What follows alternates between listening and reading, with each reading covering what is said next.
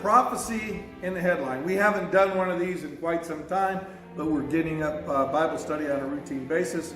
So I took the pain and actually went and looked at all the headlines that are out there in the world. And I saw a thread that I thought needed to be addressed because of all the things that are going on in the world relative to this point. And it brought me to the question of, is the economy the trigger event that will lead to the 7-year tribulation? And you'll see why I asked that question in a bit. But as usual, this is the way I start out any of the prophecy headlines, is covering what needs to happen for the rapture to occur. And I would tell everyone, absolutely no other scripture is required for us to have the rapture occur. Everything in green is what I call milestones. Those are the things that have already occurred in prophecy in this last generation. And you can see them there, and there's all scriptural references to every one of these. Israel, hey, welcome. Israel being reborn. Jerusalem is the capital. That happened in 67. An increase in traveling knowledge. That's happening all the time. You look at the internet, I got an example of one of those tonight. The gospel's preached throughout the world. We have missionaries everywhere in the world. The gospel is being preached. We have it on the news. We have it on the internet. We went out into one of the remote parts of the world. We've been to a few. And you see that they have at these locations a battery, a satellite dish, and a TV. And they can get messages from all over the world in the most remote parts of the world if they just have a battery, a little VSAT dish, and a computer. They can watch Oprah all they want to, or whatever they want to on the satellite dish. So it's there, and the gospel is being pushed out by a lot of people. Some of it is not good doctrine, but that's a different point. The beast technology facilitates worldwide comms. That has to occur in Revelations 11:8 for the world to witness the two witnesses that are in Jerusalem. And that's in place. We can have comms anywhere in the world. The beast tech able to control all commerce. We have that technology available now. Whether someone implements that is only a question of do they want to or not. Yeah, but the tech is there. Denial of the sights by the scoffers. You know, if you're a Christian, you're called a probably ignorant boob because you don't realize that humanity and reason are the things that give relevance to the world. There is no God, so we have scoffers, people denying the rapture, people denying Christianity. We are getting a smaller and smaller portion of the United States as well as the globe. Ezekiel 38 and 39, I've given a whole class on this one on 9 February. Go back and look, and it is on my Rancher Joe site. And then we're just ready for 4 other major things to occur. And those things are the one world religion to form, and it is forming. I got a little bit of example of that tonight. Prep for the one world government, which will eventually be controlled by 10 kingdoms, and then the prep for the third temple. Because the third temple must be in place for the Antichrist to reign and to take over power there of the earth, both religious and political. So that's all in place, and those are inch stones that we're moving slowly towards. But what will be that trigger event? And we're getting some inkling right now of a possibility on what will occur. And that will throw the world in turmoil to the point that the world is willing to sign that 7-year covenant of death talked about in Daniel 9:27 that commences Jesus Christ stepping down from his throne, taking the 7-sealed scroll and start opening up for the judgment of mankind. So we're inching away, and we're one event or a series of events that God providence allows away from that to happen. Now, we had a couple of things occurring this week, and these are prophecy-worthy headlines. You may have heard of this one. The Evangelical Lutheran Church installs its first transgender bishop. Did you ever think that would occur in your lifetime? I didn't. I believe that is completely against God's word. What does that point to? I believe that points to Genesis 6, where it says, as in the days of Noah, so it will be for the return of man. So at that point, the thoughts of everyone in mind all the time were evil. If you don't think this is evil, you have not used the reference of the Bible to determine what is good and evil. And evil is wickedness, and wickedness is against the desires of God given in his book. So this is an act of evil. I don't care what else you call it. If you use the Bible to judge it in its full context, that is against the will of God. You have another headline that occurred. This points to Revelation 13, this one world religion forming. Here it presents the American Jesuit magazine said, an inside look into how Pope Francis and the Grand Imam of Al-Azhar have revolutionized Catholic-Muslim relationships. That points to ecumenicism, the one world religion, which is talked about forming and taking place. The great harlot whore of Revelation 18 is discussed here, of all the religions in the world combining together at the end times. And they will eventually be overthrown and taken over by the Antichrist. You have Ezekiel 38 in the headlines. Erdogan says Turkey is looking for further defense steps with Russia. And here we've discussed over and over Ezekiel 38-39 war. Two major participants in that war are Targamarth, which is Turkey, as well as Gog, which is Russia. Here they are setting together. And of course, that prophecy was put in place 2,600 years ago, and it wasn't able to be fulfilled until these two nations formed and got together, and that only occurred in the last 5 years that this is occurring. So biblical prophecy right there. And they're just getting a tighter tie, which will lead to that Ezekiel 38 and 39 war. And how many of you experienced this weekend? Millions panicked with Facebook, Instagram, and WhatsApp crashing on Monday. Writer Tom Leonard writes Tom Leonard, so how would we survive a web-free dark age? And again, we have dependence on that. Our knowledge that has increased, talking about in Daniel 12, is at our fingertips now. Do we do all our banking that way? Do we do all our communications that way? Do you do your shopping that way? Do you get your information on a daily basis that way? What would life be without the web? Now, for some people, that would just be horrendous. They would lose contact with everybody they communicate with. They don't even have a phone in their home anymore, a hardline phone. If all your comms went out, would you be able to live a lifestyle that you like? An interesting thought. Could that be taken away in a moment? Absolutely it could. Absolutely it could. This just shows the vulnerability this nation lives within. Could someone take down our power grid? Probably not all at once, because we are too segmented. We're not that well organized. If we were all well organized, everything connected together, it would be a threat. Could they take out certain portions of the power grid? Absolutely. The only thing that keeps nation states from doing that is if we found out as a nation that another nation state did that, they are vulnerable too, and we could take them down just as readily. What is concerning are the factions that are non-state actors, that are terrorists or malicious folks. They could take down certain portions of the internet, our power grid, our water supply, anything hooked up. So, is it a little bit scary? It's a possibility in this modern age. But this is not what I want to talk about tonight. I want to talk about what's happening in the economy. And I don't know if you remember, this goes back to 92.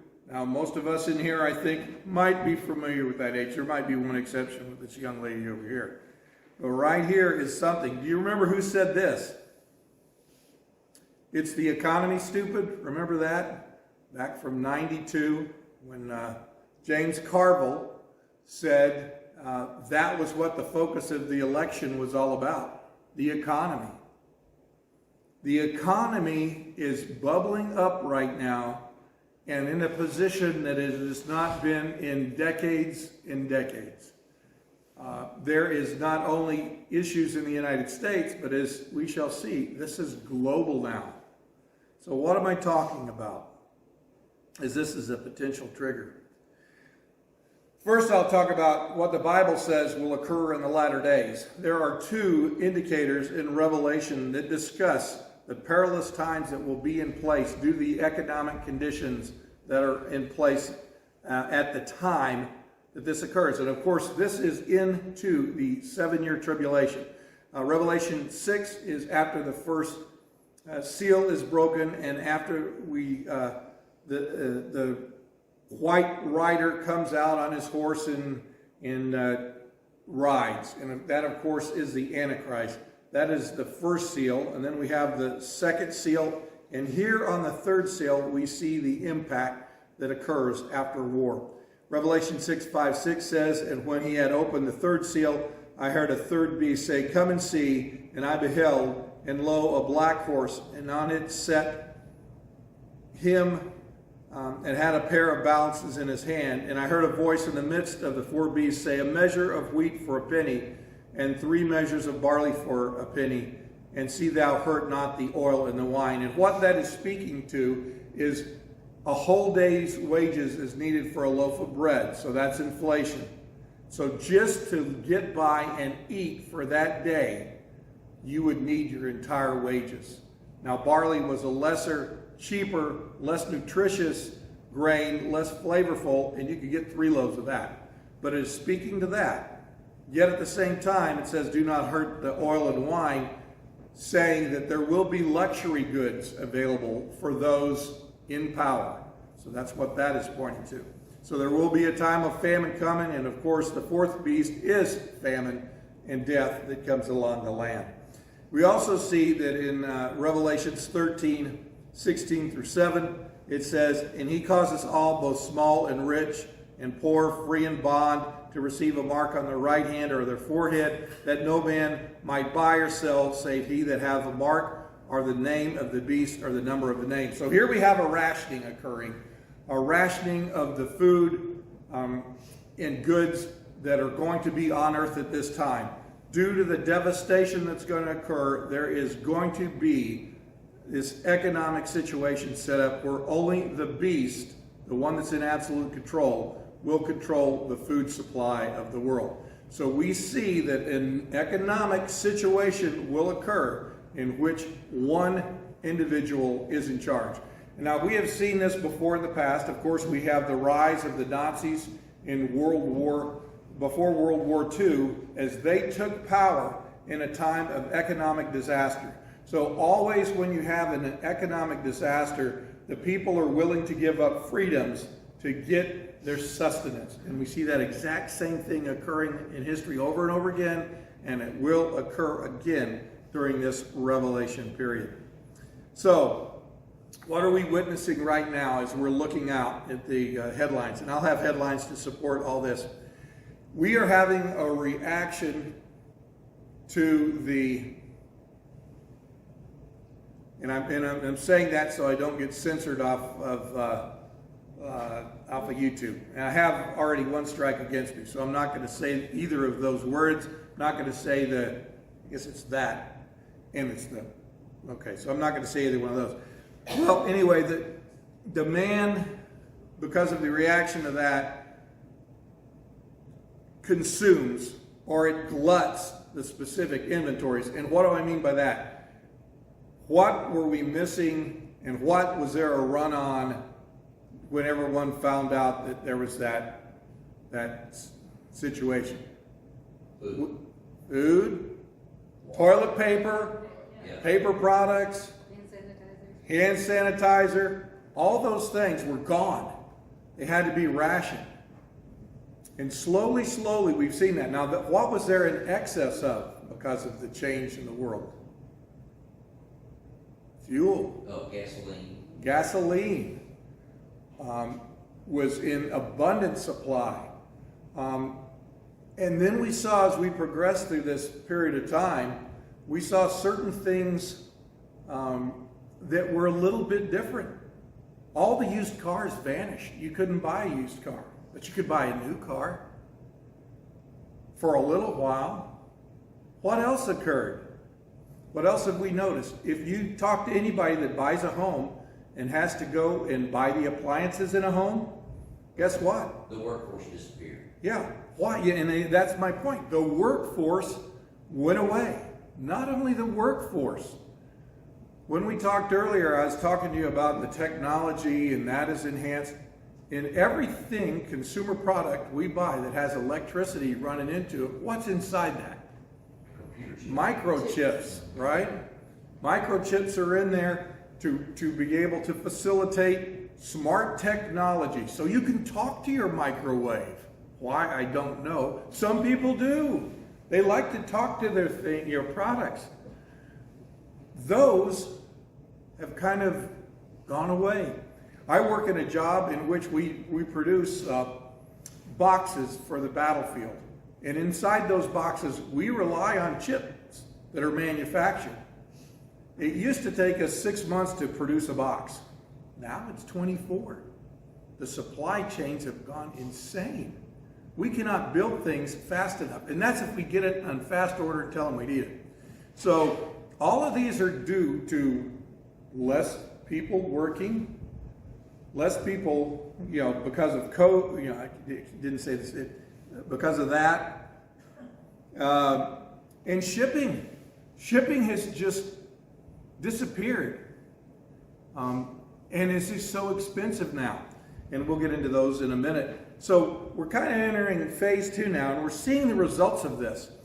We have, to try to fix this, the government artificially shoved money to people. Shoved money at them. And that generated more demand. And that was the thought. Well, we'll generate some demand and get the economy going. So there's not only that, there's pent-up demand. People denied not doing things for a long time. Okay, I didn't buy a house for a while. Well, now, after this is over, everyone wanted to buy a house. So the demand went insane for these products, and they weren't available. Again, why? Because of the production, manufacture, the shipping could not meet the demand. The global critical shortages arose to the supply, to the breakdown of the supply chain. The world's not able to ship enough oil where it needs to be, or coal, our natural gas, our liquid propane. Now, do we hear a lot of that in the United States? Why is that? We're a supplier. One of the things we do is sell off our natural resources for junk from overseas. So we give up that, get junk from overseas, so we're not feeling that. In fact, the natural gas supply in the United States, LP, natural gas, we're good this winter. Not everybody in the world is. Also, semiconductors, like I talked of, and metal. The price of metal has gone through the roof. Price of lumber has gone through the roof. Europe's got a 20% shortage of natural gas and LP for this winter. They don't have it there. They're in a crisis mode on how they're going to address that. China is facing, they cannot get enough energy into their country. They're facing brownouts and blackouts of some of their major manufacturing areas for days on end. And a lot of those manufacturers are not for internal China consumption. They're for us in Europe. So all the things that we are relying on to get, to fill up Walmart, or just consumer items, those are all slowing down now. And at the same time, fuel demands are going out the roof. Global multi-year price is reached on all the fuels that are available that are out there. The markets are gone crazy. And what's the full impact? We don't know yet. We're in the midst of this phase 2. So, supply chain woes. And these are all from the headlines. This isn't me making stuff up. This is all recently this week. Supply chain crisis is rattling America as shipping delays hit historic highs. Cargo ships anchored near West Coast. How many of you have seen that? It's almost like you could walk across these ships and reach China if you wanted to. They're just backing up so much. 4 weeks delay at the dock, raising further fears over the global supply chain. A report says the global economy's supply chain problems keep getting worse. Now, for us, it's all the junk that's coming in, but it's also semiconductors. You can't buy a new truck. There are not new ones available, and I'll show you a chart on that in a minute. Here is port congestion. Have you seen those containers that are, I know they're 8 foot by 8 foot, 8 foot by 8 foot, and 20 foot long. Have you ever seen a train that's loaded with those? Those all went into ports along the Pacific Ocean and are trained and brought in this direction. So that used to cost, here are the prices of these containers, according to different people. $6,000, $4,000, $2,000 were the prices. Now you've got prices of $20,000 and $22,000 for that one container empty. Now, where does that cost being passed on to? Us. Companies are not going to, absorb that.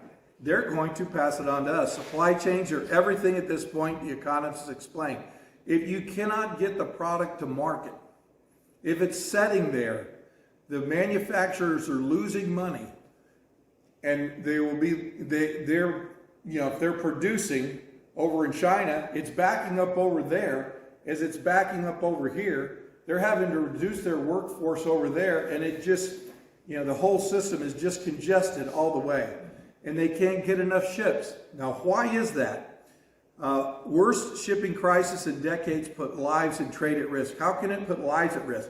The workers that are on some of these international shipping vessels have not been off since that hit. Haven't been off of that ship. And by law, they're supposed to be off after 12 months by international law. But they have been on there since then, and they can't get off because a lot of the countries will not allow them to get off because they're not from that country and they do not want them entering in. So what happens is you have these people jumping ship and not coming back because they do not know how they will be treated internationally. Here's from the International Chamber of Shipping, and if you read this joint letter, it calls for world leaders to secure global supply chains by allowing the workers to do their job. So not only are we having problems with the shipping coming in, the ports have the same issue on offloading and restrictions due to the situation going on. So it's just backing up, it's just getting worse. The workforce is stressed. We see demand remains, but the suppliers of things are low. It is now taking months to get appliances or everyday items. Has anyone else seen that? Oh yeah. Have you? I know I've seen it in my work. I know we have a son-in-law, daughter that live in Dallas, and they were wondering if they were able to even going to get appliances for their home, and it took them like a month, and they were happy to get it after a month. Do you remember that when you went and bought your last appliances? No, they had them there. Our refrigerator went out. We waited 2 months for one to come in. There you go. And we had to wait on Bradford's to call us and tell us that our refrigerator was on that low. Yeah. Yep. And that's the way it is. I mean, and it's not going to get any better. The reason being is the supply chain of all the parts needed to manufacture a refrigerator are being slow to go to the manufacturers because nobody manufactures a whole refrigerator.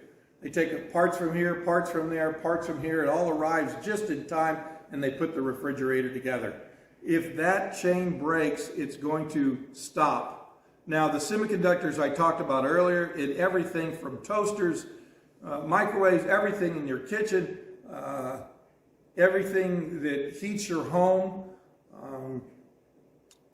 all your vehicles, every bit of that, all of that has microchips now. And what we're seeing right now, Marvel CEO, and that's one of the major semiconductor manufacturers in the world, said that we're going to see this till 2022. And people go, why don't you make a new factory? That takes 3 years and $100 million. And he said, we're making it. So you can expect the situation we see now to go on at least through 2022. New vehicle sales plunges as price change supplies, chip shortages, and depleted inventories. Yeah. So what I'm seeing here is we need to, our country needs to look into the future a little bit and start going back to made in the USA. That puts our people to work.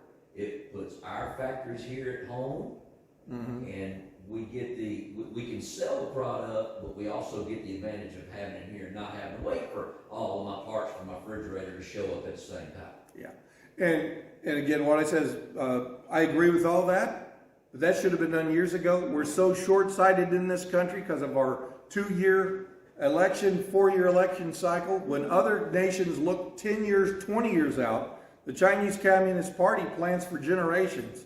We do not have a political system that would allow that to occur.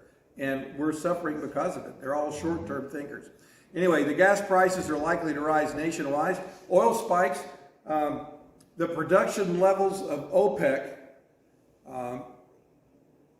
the Organization of Petroleum Exporting Countries, which is basically the Middle East oil suppliers, they're reducing production because they like the price where it's at right now. So it is a high, and you can expect gas prices here, even though we produce our own energy and to the levels that we need to, the international market is demanding more and more oil elsewhere. Again, we don't have that problem here energy-wise, but other nations do have that problem. We'll talk about that in a second. Inflation. Because of everything we just talked about, inflation is on the rise. And it was even acknowledged by the government, who does the price index year over year. It's going to be greater than 4% this year, and that's the highest it's been in over a decade. So we can expect inflation. Prices are going to rise everywhere. Again, when transportation, fuel, all go up, who gets the increase in the price? We do. Consumer. We do. And it's not just us. Here's the UK. They call it the big squeeze. They have the exact same thing going on in the UK. The exact same thing going on throughout Europe. This is not just the United States that has been affected by this.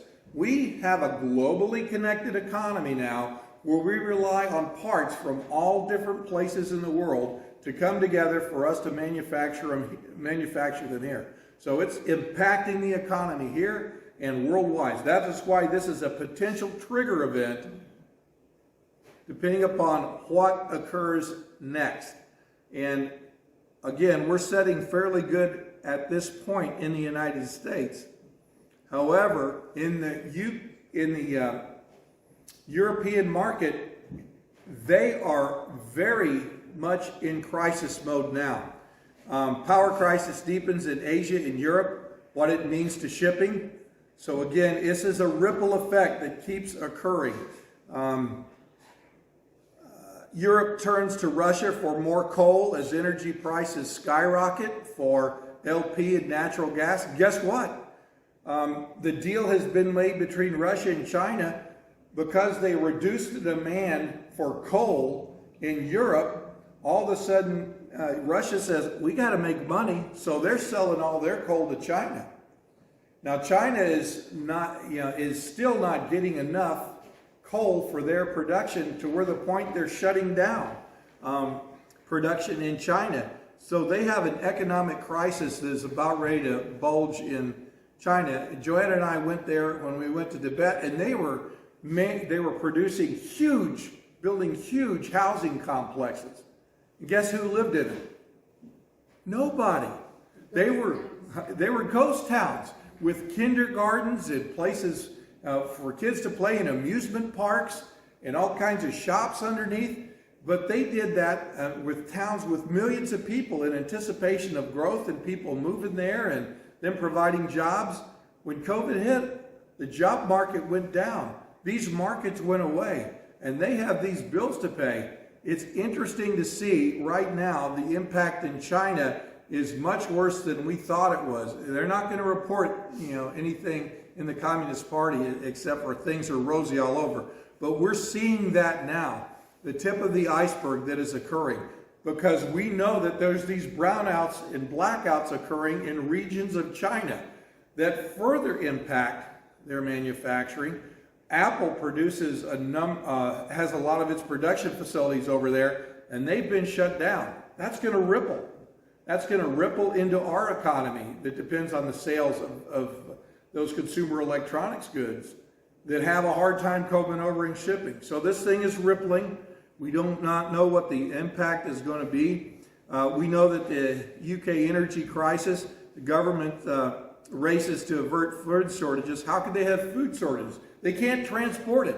You imagine what would happen in the United States if all the truckers ran out of fuel? What would we do? You would starve. The grocers are filled constantly by truckers bringing food in. That is what they're facing in the UK right now. They can't move the goods around. I was reading about 17th century Europe, and they would have one county that was in drought, or a state that was in drought, and the one next to it had plenty of food, but they had no way of getting the food from point A to point B. We're entering back in where we were 300 years ago if our transportation networks break down, if we don't get the fuel to where it needs to be. There was in the UK, there was a run on fuel. People heard this and they immediately went out and everybody filled up their cars. They drained everything. There was no fuel available, for hundreds and hundreds of miles. Have we seen that before in the United States? Joanna went through this when we had the tornado. There was no gas to be found in Lincoln County. In Madison County. Yeah. Yeah, but Joe, a lot of what we're talking about here for America is our government causing these things to happen, because 2 years ago, America was self-sufficient in our energy resources. So by them changing those rules and regs, it has caused us to have to depend on OPEC to open the faucet a little bit more and bring us the oil. Well, like you said, they love the price of it. Yeah, we have plenty of oil. The Yeah. problem is we got to transport it around. The problem is our government cuts off pipelines to keep things from moving around.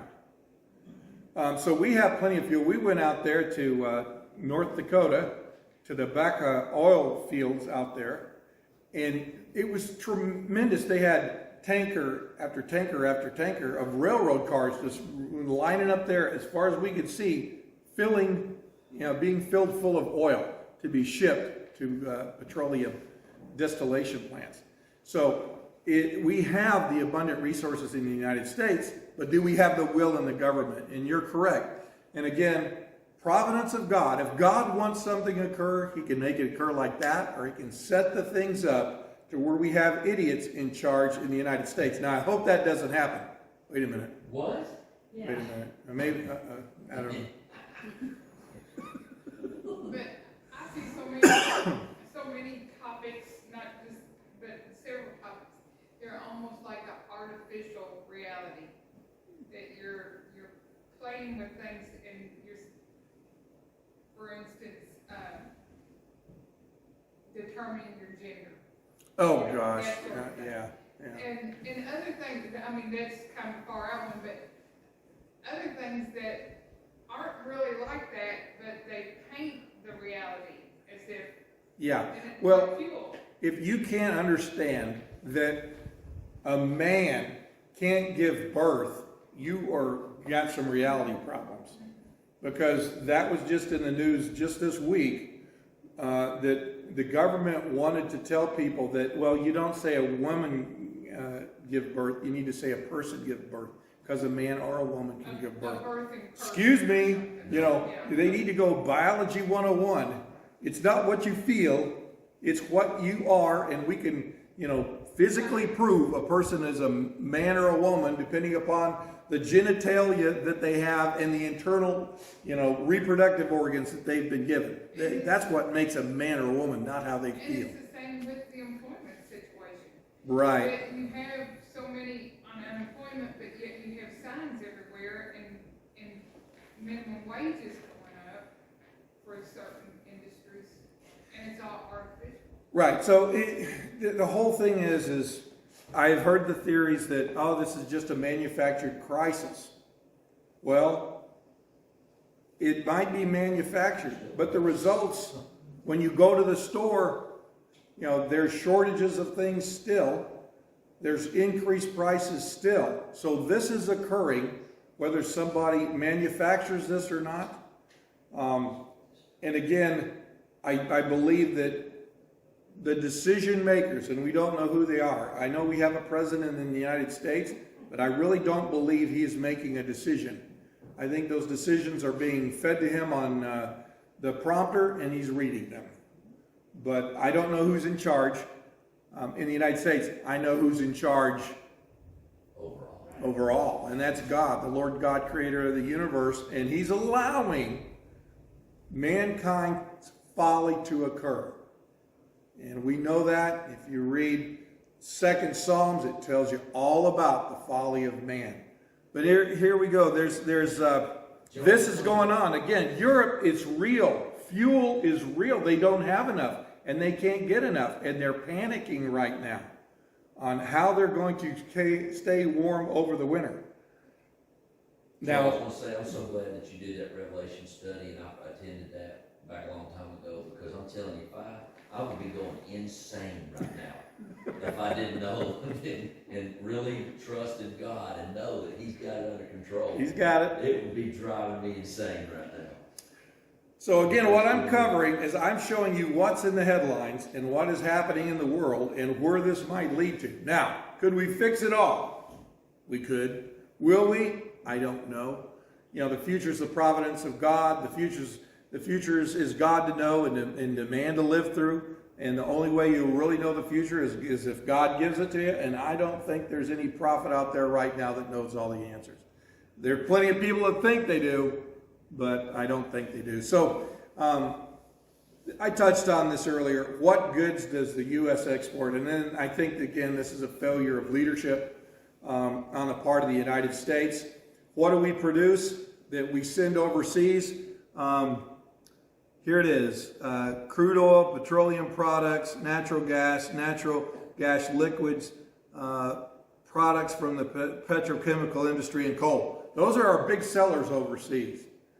Now we do sell like Google, but Google gets a cut everywhere. We have a lot of intellectual property, a lot of advertising on Google, Facebook, that sort of thing, but everyone gets a cut of that. What do we really have? What do we really make in this country? And it's a sad thing because we don't really make that much that we sell to anyone else compared to everything we buy from everyone else. This is showing you the trade deficit that we have. We had a trade deficit of worst ever, $239 billion. So our money is being pushed out to the rest of the world and it doesn't come back. It supports them and their people, not us and ours. And where does that money come from? Well, here's the national debt down here. Today, we were almost 29 trillion in debt, and that's 86,674. And I've been authorized to take your check here tonight. If you just leave it with me, that'll be your portion. I'll submit it in to the Treasury, and we'll take care of your portion. Yeah. You're right. That's per person. Okay, not per family. So that's how far in debt we are per person. How are we going to pay that off? I don't know.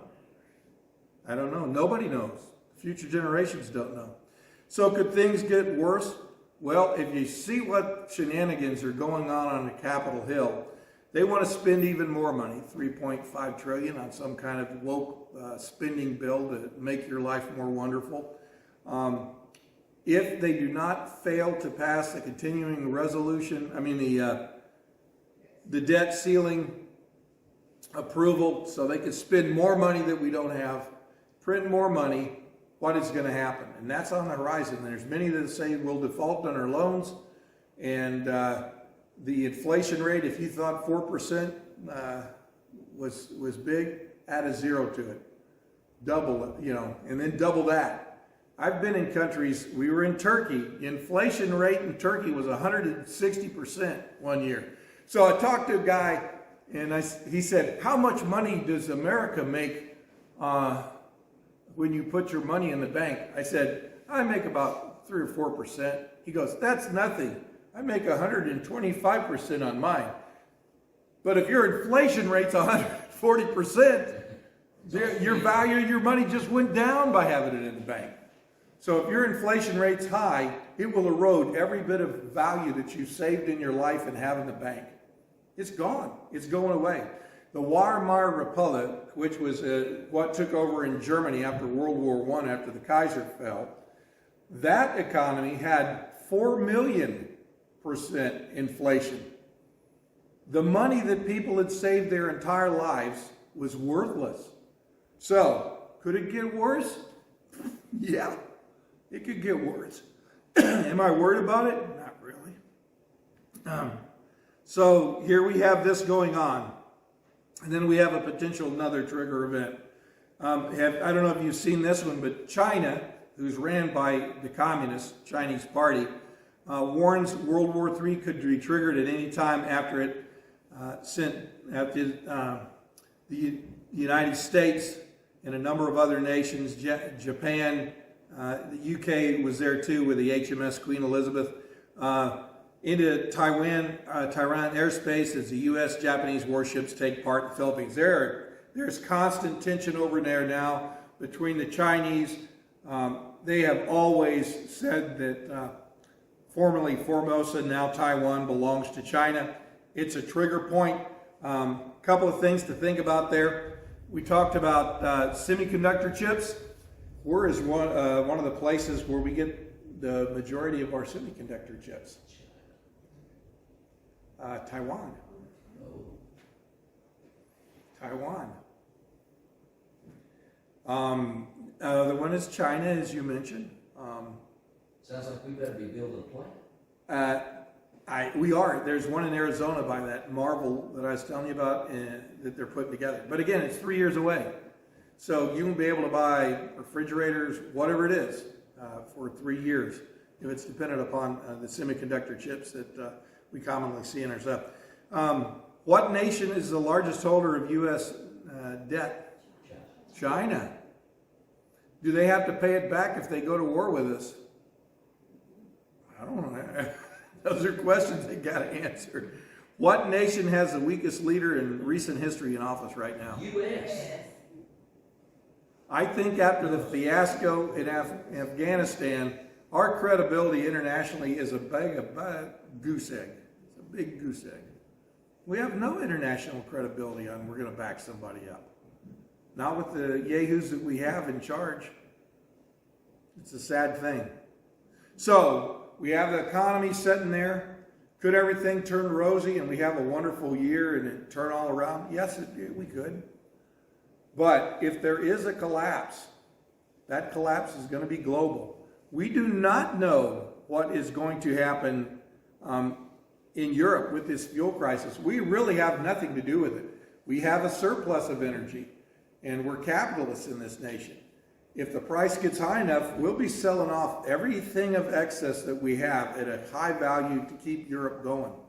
Russia is trying to increase its influence in Europe. They have built a pipeline from Russia down to Germany. They want to pump that there, but they're still in negotiation right now. It's a lot of leverage on their part. There's also a gas pipeline that goes from the Goliath and Leviathan oil fields that are setting off of Israel right now. They're shooting a pipeline that goes up to up to Cyprus, and from Cyprus over to the mainland of Europe. That particular pipeline is getting in place, but in no way is it going to provide the amount of LP needed to keep Europe warm this year. And it's not only warm, they need that electrical production to keep their manufacturing and jobs and everything going over there. We don't think about how critical fuel is. If you don't have fuel, you don't have modern life. You don't have electric lights. You don't have heat, refrigeration, modern medical care. All those things are on the brink, and it's just interesting to see how fragile it is and how the Europeans are feeling very vulnerable. Now, if there should be a collapse that comes, if there's someone that steps in and says, I can fix all this, and we know there will be someone that occurs to provide all the answers, and that is the Antichrist. So could it be economic collapse that bring about the rise of the beast? Absolutely. But what are we hoping in before all that occurs? Amen, the rapture. But all these things, when you look in the headlines, are possibilities that exist. That's why, looking at these, you have to have a pretty strong faith in that hope that surpasses all understanding, or this stuff will go nuts. If you didn't have that relationship with God in that firm foundation, looking at this every day would probably drive you nuts, because there's nobody in control. This is all out of people's control. Our governments are unable to solve these things. You notice how inept they all look at this time? These are governments that allowed this sort of thing to happen. It's governments and their control over this and this that allowed this to occur. Was it planned? That's one theory. You see that easily if you looked out there. Or is it just providence, God allowing it to occur to bring about the return of the Son of God? We don't know. This is not new. When you look back over the history of the Bible, mankind messes it up every time. You know, the Tower of Babel is a perfect example. I mean, I can just go down the list, but this is just one more trip that mankind thinks that he's got it under control, and he really does not. Yes, and I wholeheartedly agree with that. There's a lot of people, and we discussed this last week, God is their government. And because of that, they put all their faith and trust that they will be, the government they have will fix this thing. Can we? Maybe. I don't think we could fix it with with the current administration that we have right now. I mean, you look at the border crisis. You look at what they did in Afghanistan. You look at the absolute idiocy of what's going on right now concerning the budget. You just have to shake your head and wonder what is going on with this nation. What is going on? But as I've said before, and it's been said by plenty of other people before, we're primarily monarchists because we believe in the King. And the King's coming and bringing home his church, and he is also going to come and make his enemies his footstool.